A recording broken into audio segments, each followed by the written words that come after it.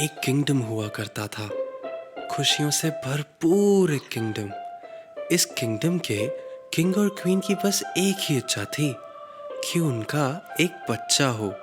King और queen दोनों बड़े दयालु लोग थे, तभी तो उन्हें भरोसा था कि उनकी इच्छा भगवान जरूर पूरी करेंगे। और बहुत जल्द एक दिन उनकी इच्छा पूरी हो गई। उनकी जिंदगी में एक प्यारी बेटी आई। बच्ची के चेहरे में सूरज की रोशनी जैसी चमक थी, इसलिए उन्होंने उसका नाम रखा प्रिंसेस अरोरा, यानी उजाला। अपनी खुशी सबके साथ बांटने के लिए उन्होंने एक पार्टी रखी। पार्टी में सबको बुलाया गया था, सुनहरे जंगल में रहने वाली परियों को भी। किंग और क्वीन से एक गलती हो गई थी। एक परी को बुलाना तो वो भूल ही गए। पूरे किंगडम से लोग आए और आसपास के किंगडम्स के किंग्स और क्वींस भी अरोरा को अपनी ब्लेसिंग्स और गिफ्ट्स देने आए। और फिर बारी आई उन 12 परियों की। उन्होंने अरोरा को बहुत एक्सक्लूसिव गिफ्ट्स दिए। अपने मैजिक वॉन्ड से उन्होंने उसकी हर विश पूरी होने का गिफ्ट दिया। आखिर में सिर्फ 3 फेरीज बची। दुनिया की हर खुशी से तुम्हारा जीवन भरा रहेगा। तुम हमेशा खुश रहोगी और गम तुम्हारे आसपास कभी नहीं आएगा।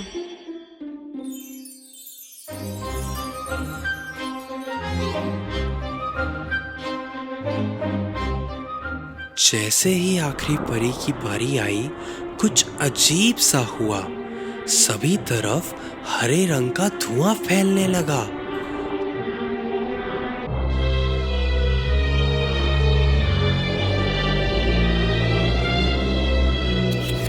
और धुएं से निकली एक काली परी।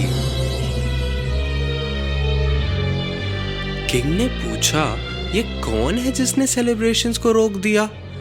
तीनों परियों ने बताया कि ये कठोर दिल वाली काली परी है।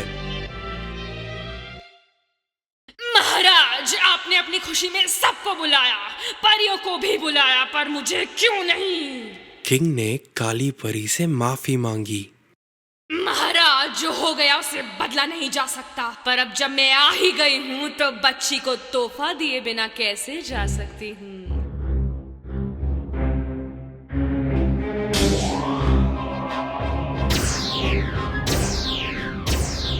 राजकुमारी की जिंदगी में खुशियां ही खुशियां होंगी, बहुत सारा पैसा रुपया होगा, लेकिन इसके 16वें जन्मदिन पर सूरज के ढलने से पहले इसे एक सुई चुभेगी, जिससे इसकी मौत हो जाएगी। इस दुष्ट को कैद कर लो, किंग भड़क के बोले, पर काली परी हंसते हुए गायब हो गई।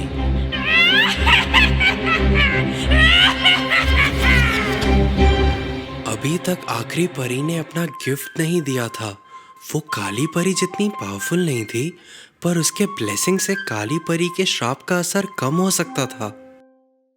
मैं काली परी की कही बात को काट तो नहीं सकती, पर उसके असर को कम जरूर कर सकती हूँ। राजकुमारी की मौत तो नहीं होगी, पर सुई चुभने से वो गहरी नींद में सो जाएगी और तब तक सोती रहेगी जब तक उसे प्यार करने वाला उसके माथे को किस न कर दे। किंग ने इस श्राप से बचने के लिए हुक्म दिया कि सुई या उस जैसी कोई भी चीज नष्ट कर दी जाए।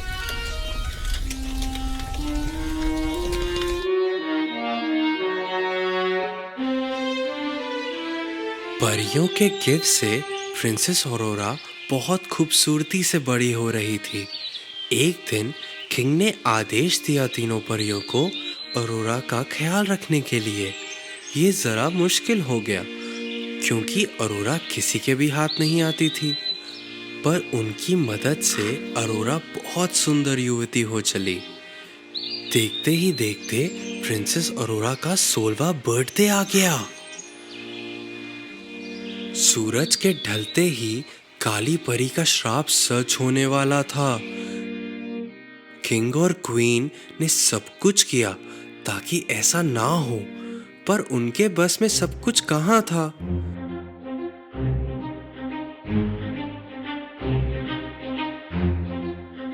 उन्होंने प्रिंसेस को एक कमरे में बंद कर दिया, उसके भले के लिए। अरोरा को इसकी वजह नहीं मालूम थी और उसे बुरा लगा। अचानक एक दरवाजा कहीं से प्रकट हुआ और अरोरा को अपनी ओर खींचने लगा।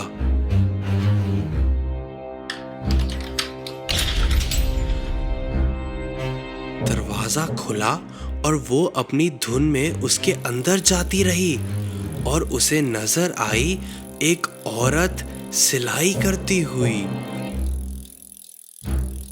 उसी धुन में अरोरा ने सुई की तरफ अपना हाथ बढ़ाया। सूरज के ढलते ही काली परी का श्राप सच हुआ और अरोरा का हाथ सुई पे जा चुका। हाथों हाथ अरोरा ढेर होके गिर गई गहरी नींद में।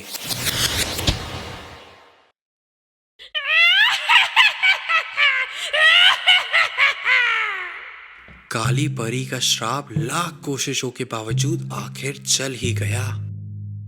उसे सुंदर कपड़े पहना के फूलों के बिस्तर पे सुलाया गया। तभी से अरोरा को स्लीपिंग ब्यूटी कहा जाने लगा। किंग और क्वीन नहीं चाहते थे कि अरोरा किसी भी तकलीफ से गुजरे, इसलिए उन्होंने सभी को सुलाने का हुक्म दिया जब तक प्रिंसेस ना जागे।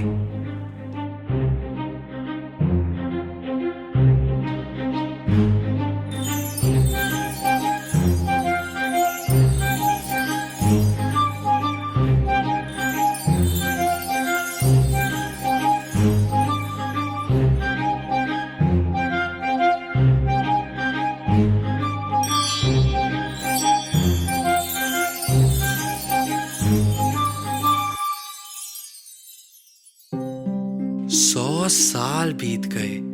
एक दिन एक हैंडसम प्रिंस वहां से गुजर रहा था।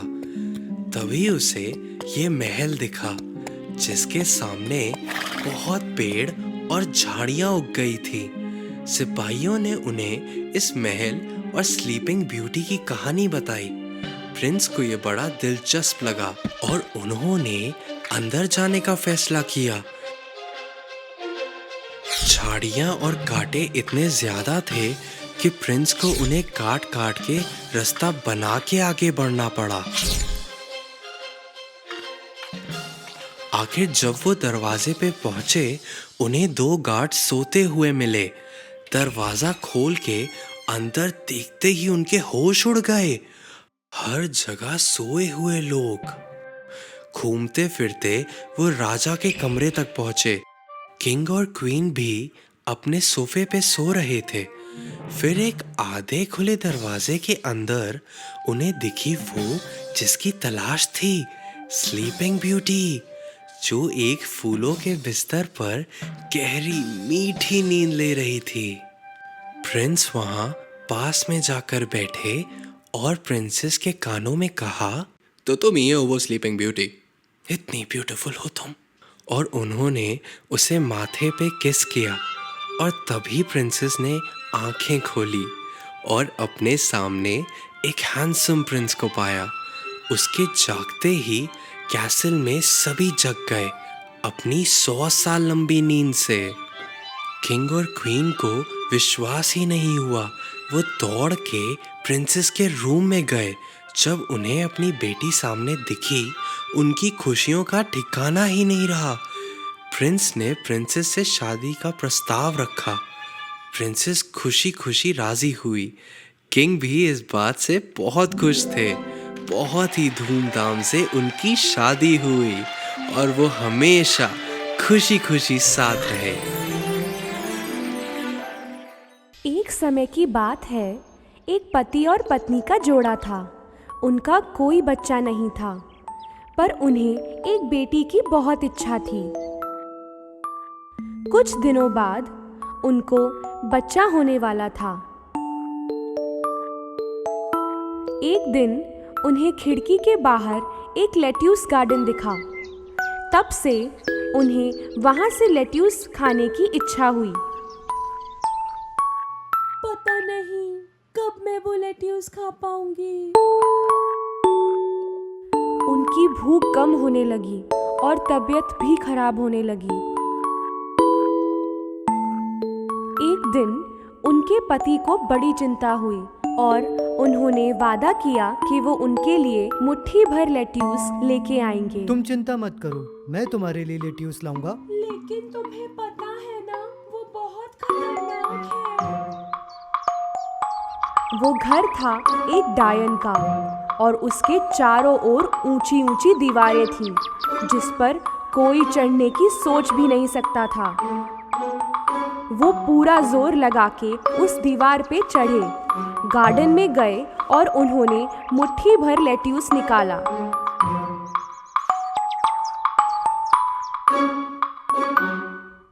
उनकी पत्नी ने बड़े शौक से लेट्यूस खाया और बेहतर महसूस करने लगी, पर मुट्ठी भर लेट्यूस से उनका जी नहीं भरा। अगले दिन उनके पति फिर से उस गार्डन में गए, पर इस बार वो डायन वहीं खड़ी थी। इतनी हिम्मत कि मेरे गार्डन में आके मेरा लेट्यूस चुराते हो।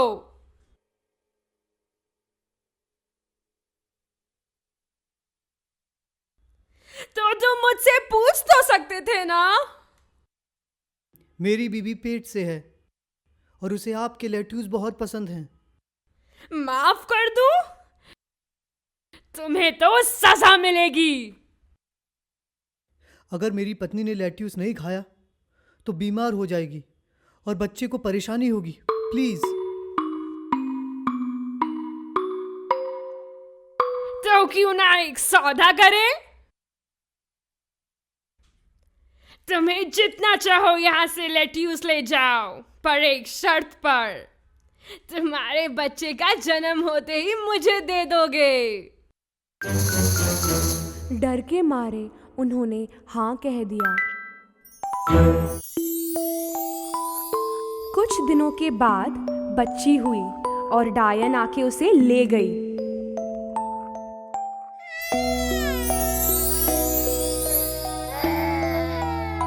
उसने उसका नाम रखा रैपुंज़ेल, क्योंकि जो लेट्यूस उसकी मॉम खाती थी उसका नाम भी वही था।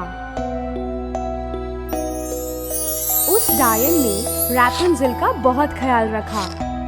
16 साल के होते होते वो बड़ी सुंदर हो चुकी थी। उसका घर जंगल के बीच में एक बहुत ऊंची इमारत में था और इस इमारत में सीढ़ियां नहीं थी, सिर्फ ऊपर एक खिड़की थी। डायन ने कभी भी इस सुंदरी के बाल नहीं काटे थे। उससे मिलने आती तो नीचे से आवाज देती, रैपुंज़ेल, रैपुंज़ेल, रैपुंज़ेल, अपने सोने जैसे बाल तो नीचे करो, तुम्हारी मम्मी हूँ। अपनी खिड़की से रैपुंज़ेल अपने सोने जैसे बाल नीचे करती और उसी के सहारे ये डायन उस पे चढ़ जाती। ये सालों तक चलता रहा।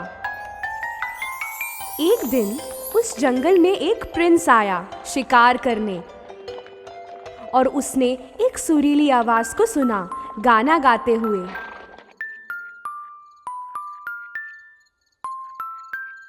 वाह, कितनी सुरीली आवाज है। उसने सोचा और आवाज की ओर बढ़ता गया। रैपुंज़ेल की इमारत के पास आके उसने बायां देखा, फिर दायां, पर कोई सीढ़ी वीढ़ी नजर ही नहीं आई।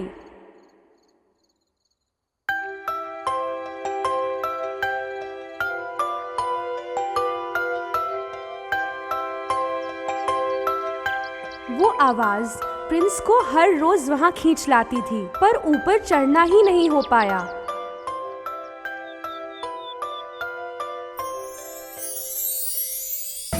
एक रात इमारत की तरफ जाते हुए उसे नीचे डायन दिखी।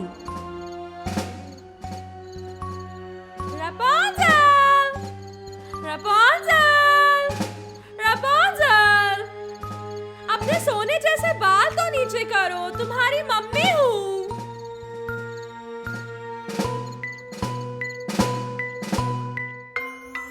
खिड़की से रैपुंज़ेल ने अपने सोने जैसे बाल नीचे करती और उसी के सहारे ये डायन उस पे चढ़ जाती।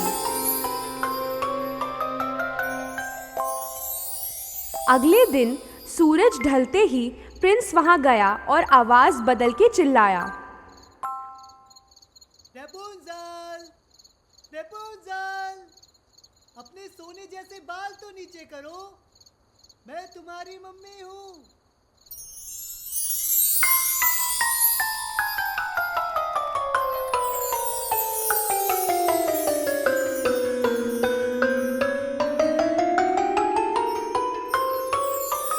अपनी माँ के अलावा पहली बार किसी इंसान को देखा।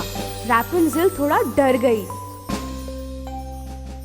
तुम मम्मी नहीं हो, क्यों आए हो यहाँ? डरने की कोई बात नहीं है। तुम्हारा गाना सुन के तुम्हारी आवाज से प्यार हो गया। आवाज किसकी है बस यही देखना था। रैपुंज़ेल को प्रिंस की बात अच्छी लगी और अब डर नहीं रही थी वो। कुछ समय तो सब कुछ सही चल रहा था और डायन को कुछ भी भनक नहीं लगी। एक दिन प्रिंस ने रैपुंज़ेल से शादी की बात की। रैपुंज़ेल ने खुशी खुशी हाँ बोला।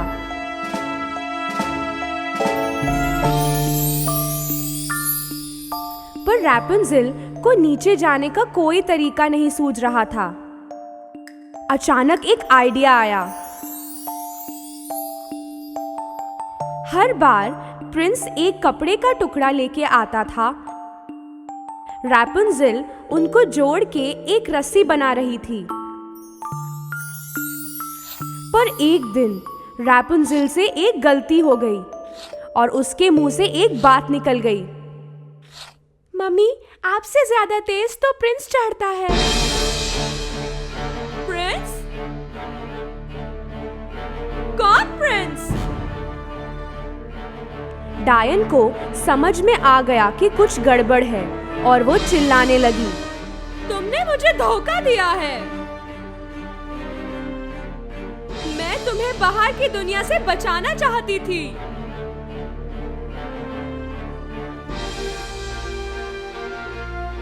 डायन ने गुस्से के मारे रैपुंज़ेल के सुंदर सोने जैसे बाल काट दिए।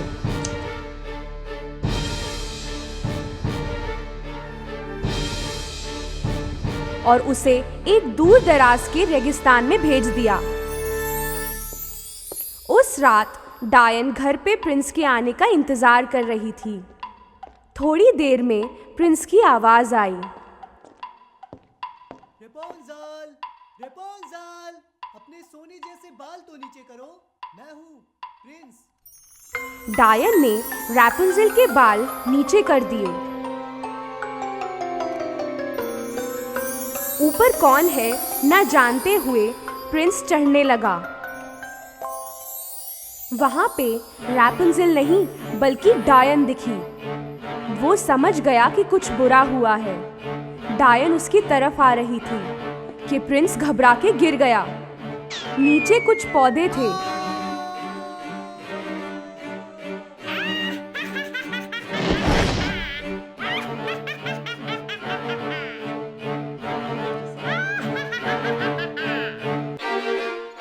नीचे कुछ पौधे थे तो प्रिंस बच गया, पर आंखों में कांटे लगने की वजह से वो देख नहीं पा रहा था।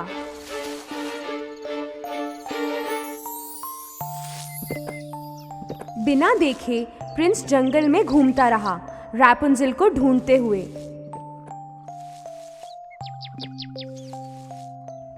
रास्ते में फल भी मिले, तोड़ के खा लिया।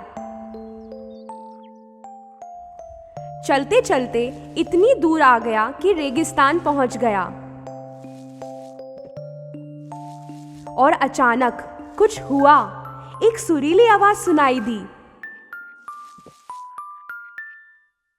वो आवाज वो पहचानता था। वो उस आवाज की तरफ जाने लगा, चिल्लाते हुए, रेपुंज़ल, रेपुंज़ल।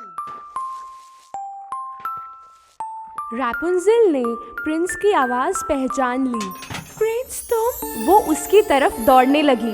तुम यहाँ? दोनों कितने खुश हुए। मिलते ही दोनों गले लगे और वो रोने लगी। रैपुंज़ेल के आंसू प्रिंस की आंखों पर गिरे और अचानक एक चमत्कार हुआ और प्रिंस आंखें खोल के देखने लगा। ये देख के रैपुंज़ेल बहुत खुश हुई।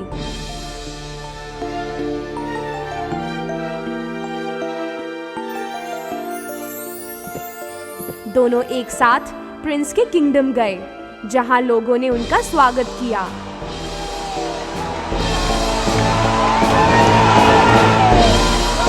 और दोनों हमेशा खुश रहे।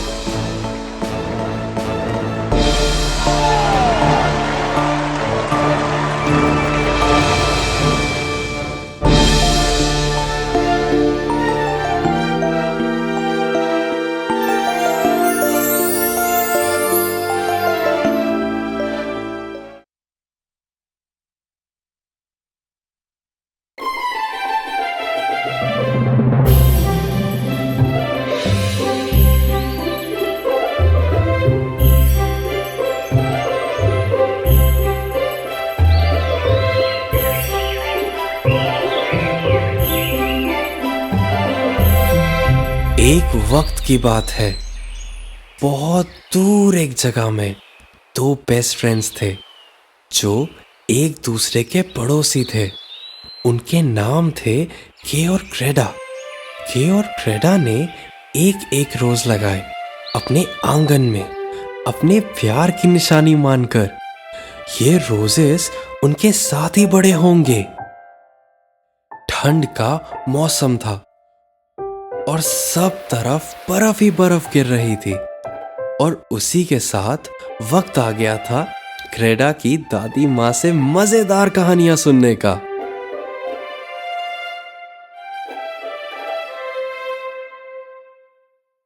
ये ठंड और बर्फ आती कहाँ से है?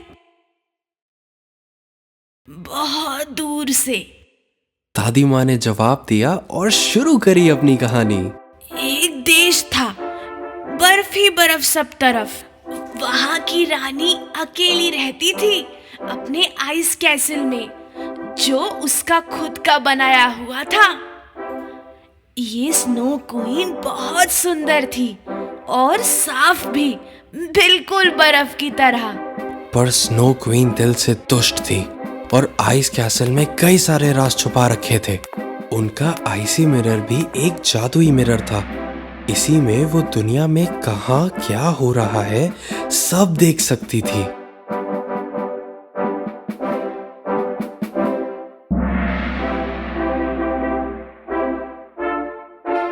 तभी क्रेडा को ऐसा लगा कि स्नो क्वीन खिड़की से उन्हें देख रही है।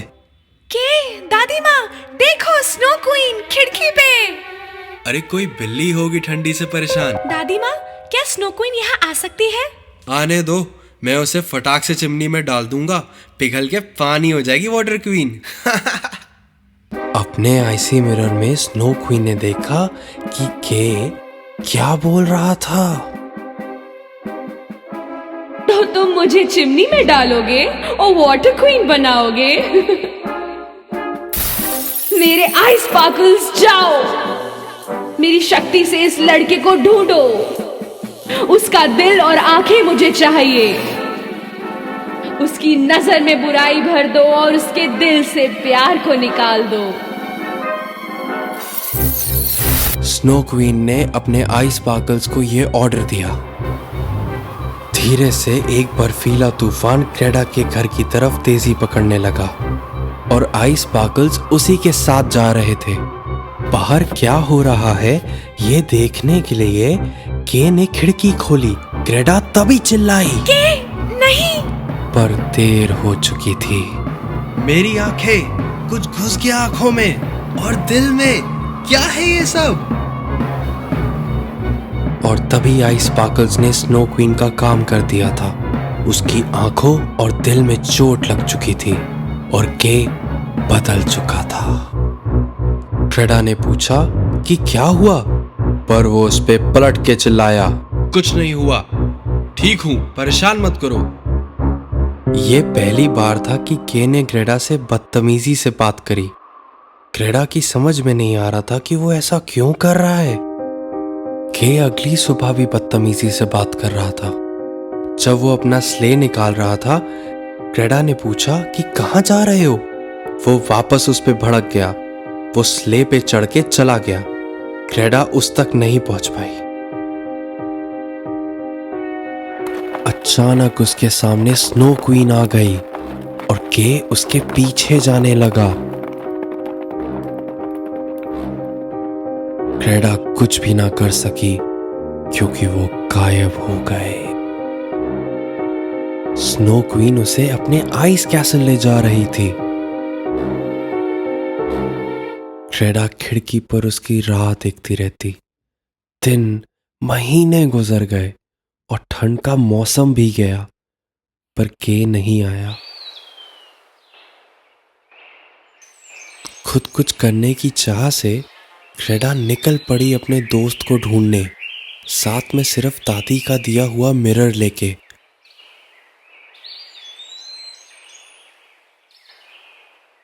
बहादुर क्रेडा ने रास्ते में हर एक जन को पूछा अगर उन्होंने के को देखा है। घूमते फिरते वो नदी तक पहुंची। आसपास उसे कोई नहीं दिखा जो उसे के बारे में बता पाए। उसने नदी से पूछा पर कोई जवाब नहीं आया। इतने में सिनक्रो आया उसके पास और बोला, नदी के पास है जवाब तुम्हारे लिए, पर पहले उसे एक गिफ्ट देना होगा। क्रेडा ने अपना फेवरेट नेकलेस निकाल के नदी को गिफ्ट दे दिया। तभी एक जादू सा हुआ और एक बोट हाजिर हो गया। क्रेडा ने सोचा कि नदी को उसका गिफ्ट पसंद आया है और ये रिटर्न गिफ्ट दिया है।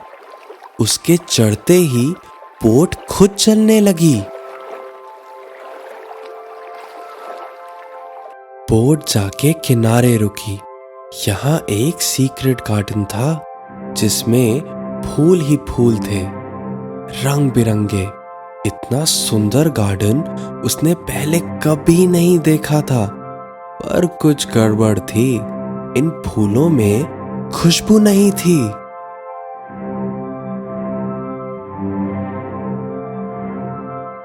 गार्डन की दूसरी तरफ से एक औरत उसकी तरफ आ रही थी। ये गार्डन की ओनर थी। कैसी हो प्यारी बेटी?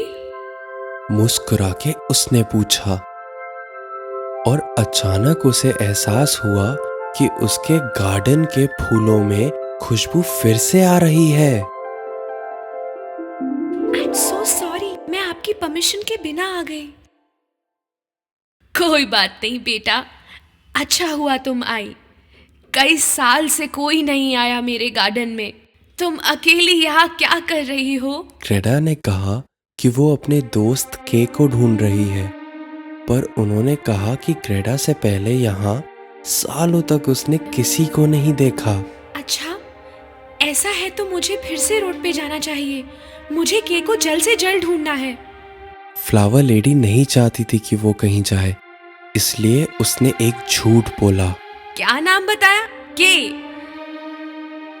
शायद देखा है मैंने उसे। क्रेडा ने उसे सब कुछ बताया और जब फ्लावर लेडी ने स्नो क्वीन का नाम सुना, वो भड़क गई। Snow queen?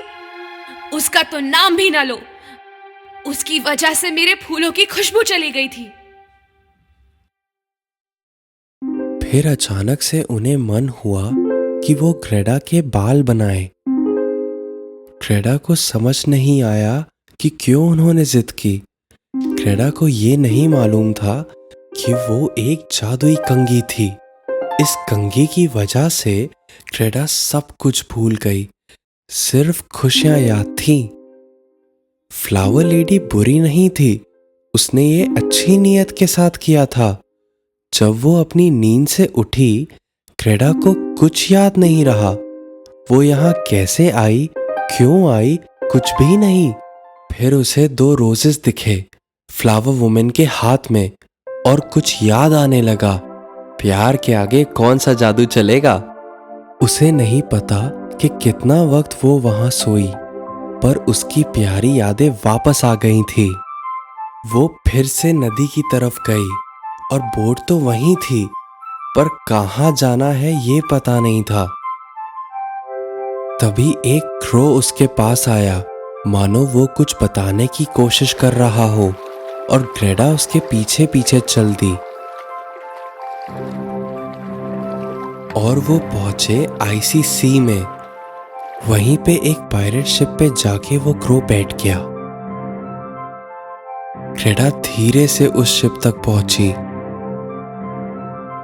तो ये शिप से पहुंचूंगी मैं क्वीन के कैसल? अचानक कुछ पायरेट्स वहां आ गए और उनमें से एक पायरेट गर्ल ने ग्रेडा से बात की। तुम वहीं जाओगे जहां हम जाएंगे और हम कहीं नहीं जाएंगे। उसी वक्त स्नो क्वीन कोशिश कर रही थी कि के अपना पास्ट भूल जाए। काफी कुछ तो वो भूल गया, पर ग्रेडा उसके सोच से नहीं जा रही थी।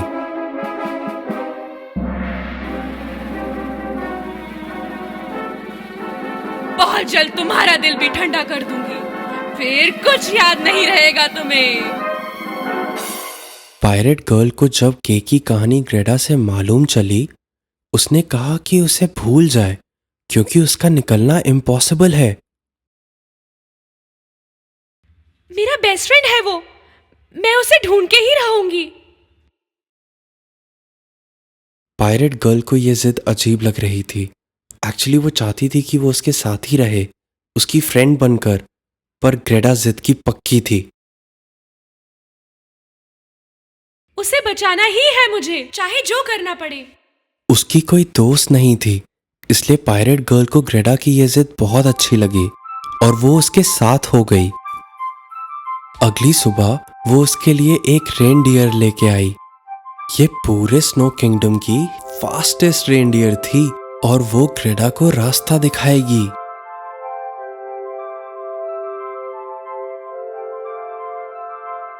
प्रॉमिस करो कि तुम उस स्नो क्वीन को पकड़ोगी और मेरी शिप को भी बचाओगी। हाँ, मैं प्रॉमिस करती हूँ, मैं आऊंगी।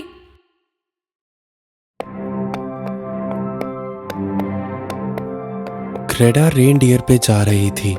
उसे पहले पता करना था कि स्नो क्वीन को हराना कैसे है, और रेनडियर उसे ये भी बताने वाली थी। काफी चल के वो नॉर्थ पोल पहुंचे। वहां पे उन्हें एक ओल्ड मैन मिले। तो तुमने वो मिरर तोड़ दिया है ना? ग्रेडा को समझ नहीं आया कि उन्हें मिरर के बारे में कैसे मालूम, पर उसे ये पता था कि वो सही जगह आई है, तो उसने उनको वो मिरर दिखाया।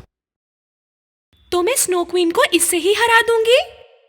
ये तो मैजिक मिरर है, इसमें सच दिखता है, सिर्फ सच। अगर सच कहीं भी छुपा हो तो भी दिखाता है।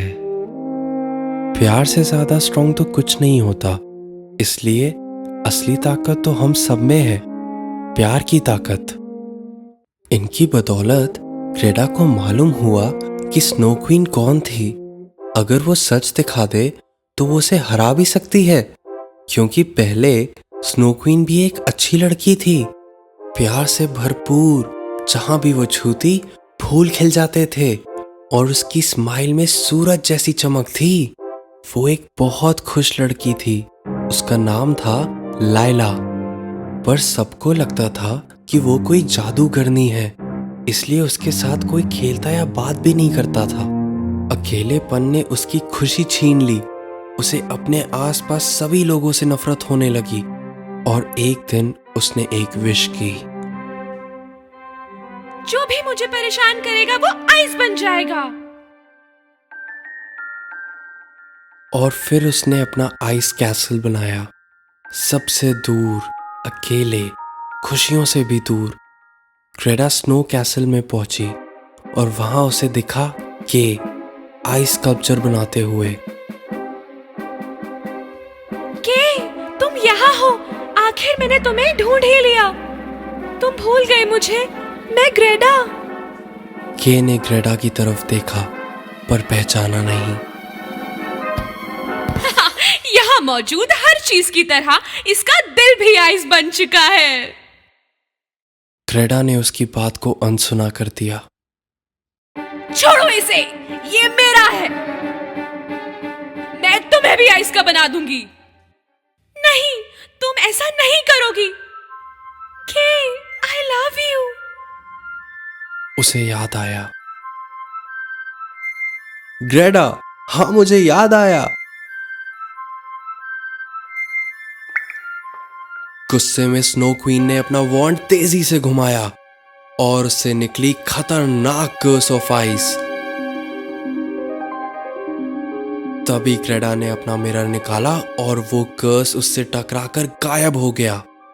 स्नो क्वीन ने ग्रेडा के मिरर में देखा और उसे कुछ अजीब लगा क्योंकि उसमें उसे दिखा लाइला का चेहरा। अचानक स्नो क्वीन अपने प्यारे से रूप में बदल गई। वो लाइला बन गई।